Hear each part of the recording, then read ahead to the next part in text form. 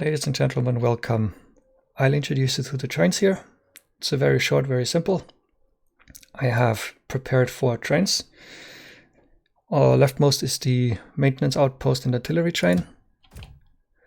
This one has a fairly simple schedule. It waits in its outpost until an item that the station needs is not in the train anymore. Then it goes back, gets refilled, and is dispatched back to the station. That is quite an involved system that I'll explain in detail when I get to the outposts. Over here we have the builder train. Once again, very simple. The train waits in or in the stacker of the depot, and once you send a loadout home, it gets loaded, and it needs 2 check marks to leave. 1 check mark is provided by the station itself once the train has finished loading its loadout, and the second check mark is the one you set by turning the corresponding switch in the remote, or the trash cycle will also send a check mark. The outpost setup. This is the station that the train goes to with the loadout to unload it, and that's what you'll use over here to build your outposts. And then we have the resource trains, fluid and solids, and all of these stations basically need to be renamed to the resource that you want to go to. So iron plate load would be, let's say, copper plate load, or over here we have water load, or this might be steam load, for example. You need to replace all of these with the station that you actually want, with the resource that you actually want the trains to deliver to. And as you can see from the names, these are each dedicated to a single resource, and the same is true for the station. Right? Each station serves 1 resource and no more.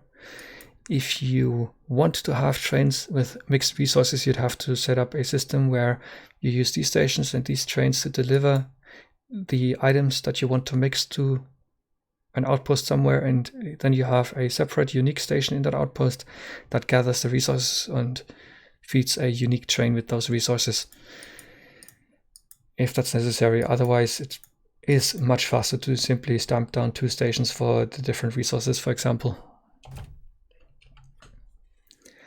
The waypoint stations will turn themselves off in specific conditions. I will explain that once I get to the stations, but essentially a train comes in, goes through the waypoint station, and then parks itself here until it can go into the actual load station to get filled. Over here are just 3 different fuel managers. They are very simple. The requester chests are hard-coded to request fuel items. If you have nuclear fuel, this will get precedence over the other. So this is, for example, this is basically for as long as you do not have actual nuclear fuel for your trains. And as long as you do have nuclear fuel, this inserter will be turned off. So let's do it this way. Let's remove the nuclear fuel, and let's remove it from the insert as well. You can see this is enabled if there's anything in there now. Don't have any whatever. If there was any solid fuel in there, for example, it would be fed into the train. As soon as there's anything down here, watch this LED here. Right, you can see, because this inserter is holding the nuclear fuel, this one is turned off, and the same is true if there's a nuclear fuel in the chest.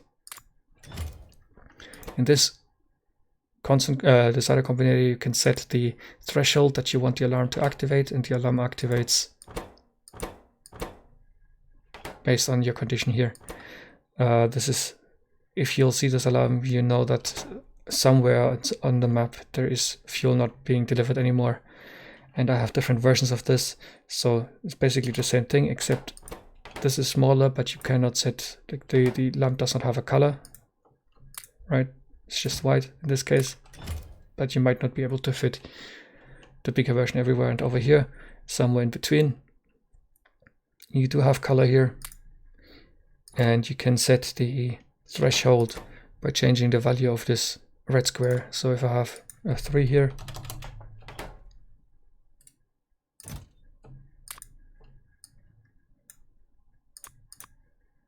Right, it's still going.